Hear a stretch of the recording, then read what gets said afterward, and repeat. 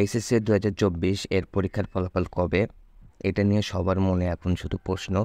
তো এই নিয়ে আজকের এই ভিডিও এবং তোমাদের জানাবো যে তোমাদের রেজাল্টটা কবে দিতে পারে।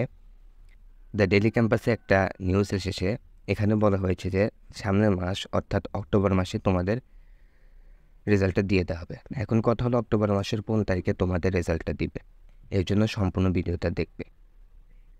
আন্তঃশিক্ষা সমন্বয় বোর্ড সাব কমিটির সভাপতি এবং ঢাকা মাধ্যমিক উচ্চ মাধ্যমিক শিক্ষা বোর্ডের চেয়ারম্যান অধ্যাপক তপন কুমার সরকার, তাকে একটা প্রশ্ন করা হয় যে এইচএসসির ফল কবে প্রকাশ করা হবে। তিনি বলেন যে এখনও দিনক্ষণ চূড়ান্ত হয়নি, মানে কবে প্রকাশ করবে এখনও চূড়ান্ত হয়নি, কিন্তু এই বিষয়ে একটা প্রস্তাব শিক্ষা মন্ত্রণালয়ে পাঠানো হবে।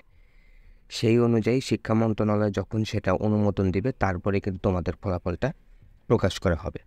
অর্থাৎ জানা গিয়েছে যে 12 থেকে 18 অক্টোবরের মধ্যে তোমাদের ফলাফলের প্রকাশের প্রস্তাব তৈরি করে তা মন্ত্রণালয়ে পাঠানো হবে।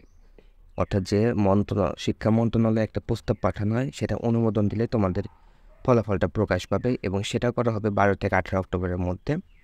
এবং আশা করা যায় যে এর ভিতরে তোমাদের ফলাফলটা প্রকাশ পেয়ে যাবে। এবং আর কিছুদিন পর একটা সভা বসতে পারে, এখানে তারা বলছে যে সবাই বসবে এবং সবাই বসে তারা দিন নির্ধারণ করবে এবং তা শিক্ষা মন্ত্রণালয়ে পাঠাবে এবং তারপরে চূড়ান্ত তারিখ দিলে তোমাদের ফলাফলটা প্রকাশ করা হবে। অর্থাৎ সামনের মাস অক্টোবর মাসে তোমাদের ফলাফলটা প্রকাশ হয়ে যাবে 12 থেকে 18 অক্টোবরের মধ্যে আশা করা যায়।